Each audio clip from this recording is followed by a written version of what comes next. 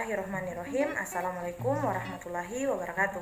Pada kesempatan ini saya akan menjelaskan materi yang pertama, bukti sejarah maritim di Indonesia, yang kedua, aspek sosial dan budaya maritim, yang ketiga, ekonomi maritim, kemudian yang terakhir yaitu zona ekonomi eksklusif. Bukti sejarah maritim berkaitan dengan pelayaran, perdagangan, dan perbintangan.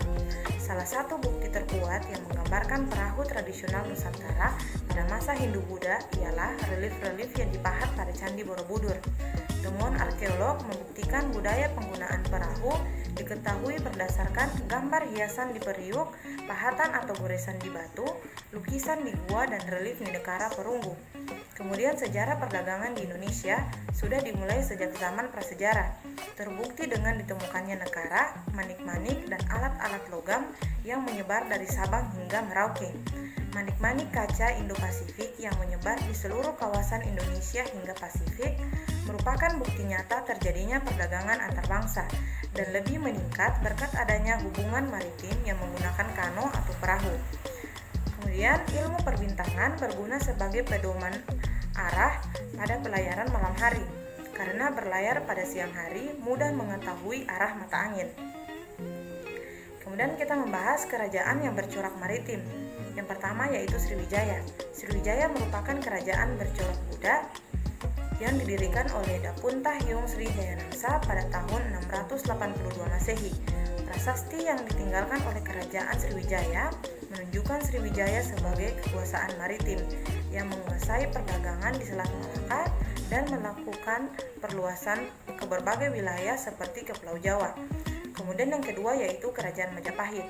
Kerajaan Majapahit didirikan oleh Raden Wijaya pada tahun 1293 Masehi. Kerajaan ini memiliki wilayah utama di Jawa dan Bali, namun sebagai kekuatan maritim yang juga memiliki wilayah bawahan di pulau lain, kekuatan maritim Majapahit didukung lokasi Trowulan yang dekat pantai di jalur perdagangan yang ramai. Selanjutnya, aspek sosial dan budaya maritim. Yang pertama dari segi peradaban maritim. Bukti kuat bangsa Indonesia sebagai negara maritim yang kuat terletak pada kekuatan wilayah pesisir dan laut. Kekuatan maritim bangsa Indonesia sejak dulu sudah tidak diragukan lagi. Itu dibuktikan dengan adanya pelabuhan dan syah bandar. Kemudian dari segi sumber daya manusia, terutama dalam bidang kemaritiman, telah membuat Indonesia mengalami kesulitan dalam mewujudkannya. Untuk saat ini, kebutuhan SDM maritim Indonesia mulai banyak dibutuhkan di pelabuhan, kapal, dan sebagai pelaut, dengan lebih dari 15.000 orang per tahun. Sebagai salah satu negara maritim, Indonesia perlu mengembangkan sumber daya manusia di bidang maritim. Kemudian dari segi masyarakat pesisir. Masyarakat pesisir tinggal dan melakukan aktivitas ekonomi yang berkaitan dengan sumber daya lautan. Masyarakat pesisir memiliki ketergantungan yang cukup tinggi dengan potensi dan kondisi sumber daya lautan. Selanjutnya, ekonomi maritim. Dari segi industri dan jasa sumber daya maritim. Di bidang industri dan jasa, roda perekonomian Indonesia lumpuh terpenjara oleh kepentingan asing. Melihat besarnya potensi laut Nusantara, sudah seharusnya Indonesia memiliki infrastruktur maritim yang kuat. Kemudian yang kedua dari segi potensi sumber daya perikanan. Potensi sumber daya perikanan Indonesia berupa perikanan tangkap, budidaya laut, dan perairan umum dan lainnya diperkirakan mencapai 80 juta dolar Amerika. Dengan adanya pengenalan teknologi baru dalam perikanan memberikan kontribusi pada ketersediaan benih yang dihasilkan dan perkembangan pakan ikan.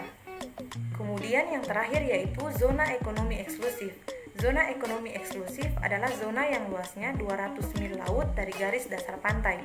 Cakupan zona ekonomi eksklusif menurut Undang-Undang Nomor 5 Tahun 1983 Pasal 2 tentang Zona Ekonomi Eksklusif Indonesia adalah jalur di luar dan berbatasan dengan laut wilayah Indonesia. Berdasarkan undang-undang yang berlaku tentang perairan Indonesia meliputi dasar laut, tanah di bawahnya, dan air di atasnya dengan batas terluas 200 mil laut diukur dari garis pangkal laut Indonesia.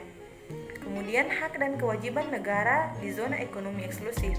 Yang pertama, hak berdaulat untuk melakukan eksplorasi dan eksploitasi, konservasi dan pengelolaan sumber daya alam, baik hayati maupun non-hayati, dari perairan, dasar laut, dan tanah di bawahnya. kedua, hak berdaulat atas kegiatan lain untuk eksplorasi dan eksploitasi di zona tersebut, seperti produksi energi dari air, arus, dan angin. Kemudian yang ketiga, yurisdiksi untuk pendirian dan pemanfaatan pulau buatan, instalasi dan bangunan, riset ilmiah kelautan, perlindungan dan pelestarian lingkungan laut. Baik, itu dia 4 materi yang saya jelaskan tadi. Semoga bermanfaat. Saya akhiri dengan ucapan wabillahi taufiq wal hidayah. Wassalamualaikum warahmatullahi wabarakatuh.